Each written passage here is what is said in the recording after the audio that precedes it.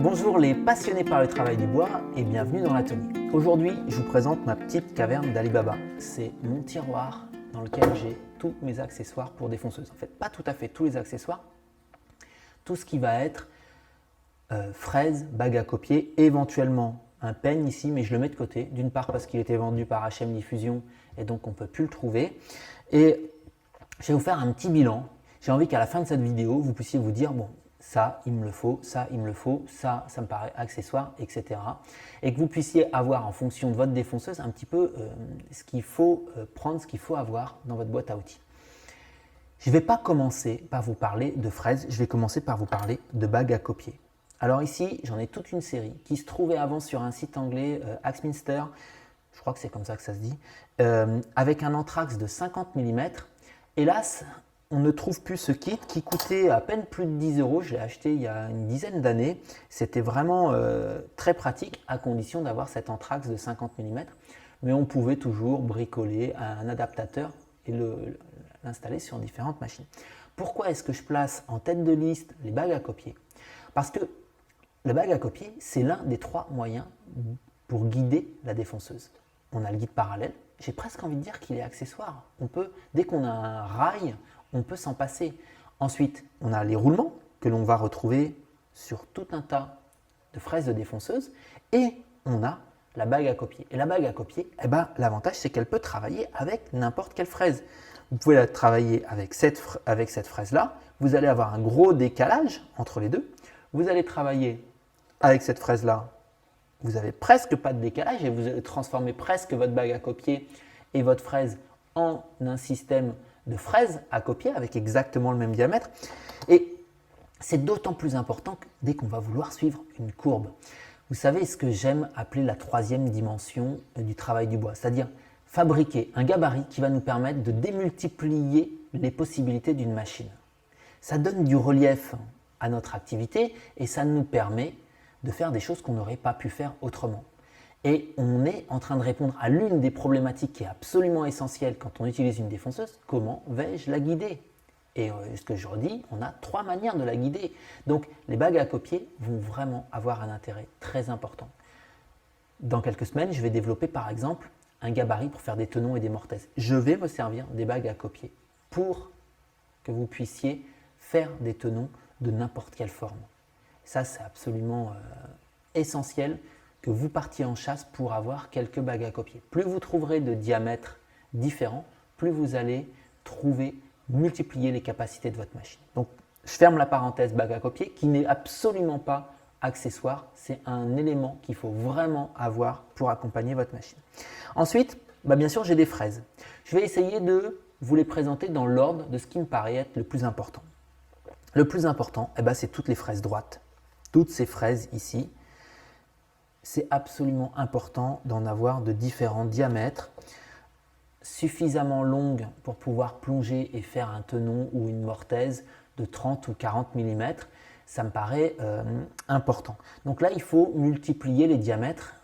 Vous avez ici dans la boîte deux types de fraises, enfin des fraises droites qui vont être capables de plonger, c'est-à-dire si vous regardez ici, vous avez un couteau entre les 2 fers principaux, tandis qu'ici, il n'y a pas de couteau. Alors, on s'en sort très bien en faisant des petits mouvements pour réussir à plonger, mais avoir une fraise droite qui est susceptible de plonger, c'est quand même bien pratique dès qu'on va vouloir faire une mortaise. Pour la mortaise, l'idéal étant la fraise hélicoïdale. Tiens, j'en ai qu'une actuellement et elle doit être montée sur la machine, je ne la vois pas ici, mais vous l'avez vu fonctionner. Donc, la fraise droite, ça me paraît être le premier investissement. 4 ou 5 diamètres me paraît être bien, de 6 à ce que vous pouvez, ce qui vous paraît important. Ensuite, on va avoir les fraises qui vont nous permettre de profiler. Personnellement, j'utilise à peu près que 2 profils. Du quart de rond, et là, il faut avoir tous les diamètres que vous voulez utiliser. Mais le profil quart de rond, c'est un petit peu désuet et je ne vais pas forcément beaucoup l'utiliser.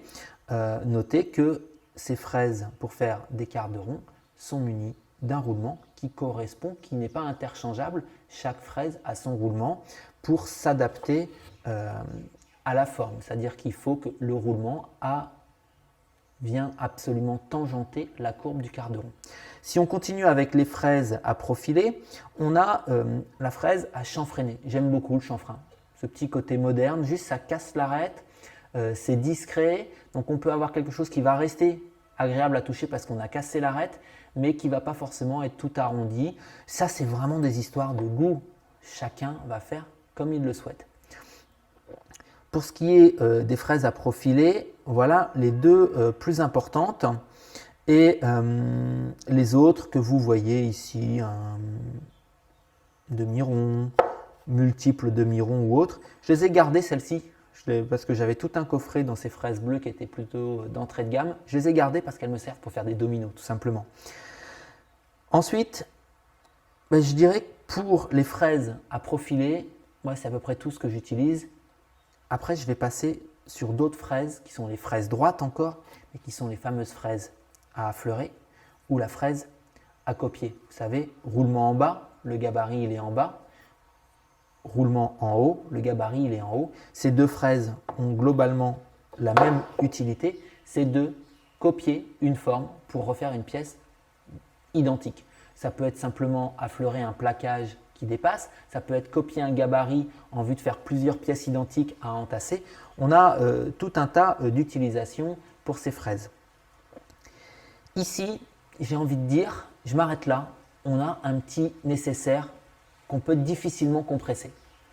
Je vais ensuite passer sur des choses un petit peu plus, qui vont un petit peu diversifier nos possibilités. Ici, une petite fraise intéressante, une fraise en T. Elle va permettre, tout simplement, imaginez, vous plongez, ça fait un rond, et vous avancez, ça fait une petite rainure. Et vous allez donc pouvoir glisser une tête de vis qui aura la même forme que celle-là, très pratique pour accrocher un miroir, pour accrocher tout un tas de choses. Vraiment, c'est une fraise que j'aime beaucoup. On pourrait presque faire la même chose avec les fraises à queue d'aronde, sauf que les fraises à queue d'aronde, on sait très bien qu'on va les utiliser pour faire des beaux assemblages. Les fraises à queue d'aronde, j'ai envie de faire un petit complément d'information. Vous avez vu que j'en ai sorti plusieurs, parce qu'il en faut une par épaisseur de bois, par forme. Et donc, si vous en avez qu'une très grosse, elle va être difficilement utilisable sur des petites épaisseurs de bois. Je vais aussi faire un complément, c'est que la fraise à queue d'aronde, elle est obligée de travailler sur toute la hauteur de la rainure que vous voulez faire d'un seul coup.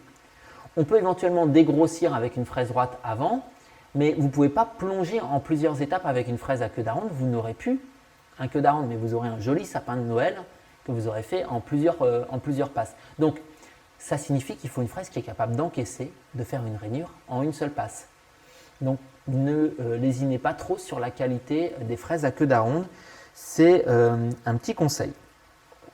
Ensuite, toujours des fraises qui ne sont pas forcément utiles. Je vous les ai pourtant fait utiliser, c'est les fraises à écrire. Pourquoi je vous les ai fait utiliser? Parce qu'on les trouve dans la plupart des kits du commerce, cette fameuse fraise à écrire, et qui pourtant, vous n'allez pas l'utiliser très souvent. Vous pouvez par contre, si vous avez, comme moi, ce type de fraise, qui n'est pas simplement une fraise à écrire, elle a une pointe qui est absolument parfaite et un tranchant qui est parfaitement à 90 degrés. Cette fraise, elle peut être utilisée pour faire la technique du folding. La technique du folding, c'est du pliage de bois. Vous allez prendre votre planche et vous allez faire des rainures sur toute l'épaisseur de la planche, sauf 1, 2, allez 3 dixièmes que vous allez garder en partie inférieure. Ces 2 dixièmes de millimètre de bois, vous les humidifiez un petit peu, vous allez réussir à plier votre planche et refaire un joli assemblage à 90 degrés, étant donné que vous avez un joli angle à 90 degrés ici. C'est une technique qui n'est pas simple à maîtriser, que personnellement je n'ai jamais pratiquée, mais qui ouvre pas mal de possibilités. Et c'est pour ça que j'en ai pris une assez grosse ici, puisque ici, on a l'épaisseur de la planche que l'on va pouvoir travailler. Au passage, regardez la différence entre celle-ci et celle-ci. Des diamètres de queue de 8 et de 12. Alors, sans faire de mauvais jeu de mots, plus le diamètre de la queue va être importante et plus vous allez réussir à réduire les vibrations et plus vous allez avoir un travail de qualité. Entre cette fraise qui est en diamètre 12 au niveau de la queue et c'est une fraise de diamètre 15. Ça, c'est une fraise de diamètre 16, donc presque la même, mais avec une queue en 8.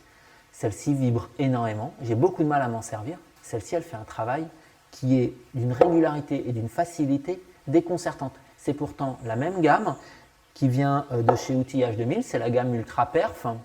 Je suis très content d'ailleurs de cette gamme. Et simplement parce que le diamètre de la queue n'est pas le même, vous n'allez pas avoir le même rendement de l'outil. Au passage, cette gamme ici est identique à la gamme qui vient de chez HM Diffusion, qui était, je crois, leur gamme high-tech, quelque chose comme ça, que l'on ne peut hélas plus trouver. Donc, je continue avec les fraises qui ne sont pas forcément de première nécessité. Ici, j'ai une fraise qui va permettre de faire des assemblages de tiroirs. Ici, j'ai une fraise qui va être intéressante à avoir, c'est si vous n'avez pas de dégauchisseuse. C'est une fraise à surfacer, 25 mm, un gros rendement, un angle ici. On va dégauchir du bois à la défonceuse et on aura à le faire sûrement dans l'un des projets en fonction de celui qu'on va choisir un peu plus tard. Donc, ça peut être intéressant d'avoir une fraise droite d'un bon gros diamètre parce que ça va limiter le nombre de passes pour être capable de remettre plat la surface de notre bois. Ensuite, j'ai tous ces disques à rainurés qui s'utilisent avec des roulements. Ah, ici, elle n'est pas montée. Vous avez des roulements de différents diamètres, différents arbres qui vont permettre de faire des feuillures. J'ai dit fraises à rainurer peut-être tout à l'heure. C'est ici, c'est pour faire des feuillures ou des rainures selon la profondeur de passe. Et ça va nous permettre de faire des assemblages par fausse languette par exemple. Donc ces fraises-là, vu leur diamètre, elles ont un rendement qui est époustouflant. C'est-à-dire faire une rainure sur le champ d'une planche avec une fraise droite de 6 mm. Imaginez le rendement qu'on va avoir à vouloir essayer ici de faire une rainure. Ou ici, alors là je suis à 8, on va prendre celle de 6. Donc ici on a la même chose. Vous imaginez bien qu'entre ce disque et cette fraise ici, on va avoir deux résultats pour un même travail qui sont complètement différents. Tout simplement parce que ici, on va mettre la défonceuse à plat, elle sera en équilibre, on aura une vitesse de coupe qui va être importante. Et là, on va devoir mettre la défonceuse en équilibre sur le champ de la planche avec même la défonceuse à pleine vitesse, 30 000 tours minute, une vitesse de coupe qui va rester relativement faible.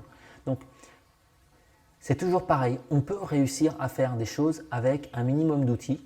Je vais souvent vous montrer avec le minimum d'outils. Maintenant, quand on en a plus, on va nettement plus vite. C'est exactement la même chose de se dire, est-ce que je vais avoir le même résultat entre ce disque à rainurer et un gros plateau à rainurer de 150 de diamètre que je vais monter sur la toupie? Bien sûr que non. Et ça va faire toute la différence. Mais on est là pour découvrir les méthodes en fonction du matériel que l'on a. Je pense avoir fait le tour. Qu'est-ce que j'ai là-dedans? C'est des petits roulements, des petits accessoires. Donc, je répète vite fait. Priorité des fraises droites. Ensuite, quart de rond, chanfrein en fonction des profils que vous voulez développer. Fraise à copier, fraise à affleurer, extrêmement importante. Ici, on a notre priorité. Ensuite, si on veut faire des assemblages, il va falloir penser aux fraises à queue d'aronde, éventuellement la fraise en T pour accrocher des choses, des tableaux ou des choses comme ça. Ici, je pense qu'on a le petit nécessaire. Je ne vais pas tout redétailler. À vous de voir en fonction des projets que vous voulez faire. Ça vous permet d'avoir un petit bilan. Vous voyez, je fais beaucoup de choses avec la défonceuse, mais au final, je sors un quart des fraises qui sont dans ce tiroir régulièrement. Donc, n'allez pas forcément chercher la course à l'armement, ciblez vos priorités. Allez, à très vite.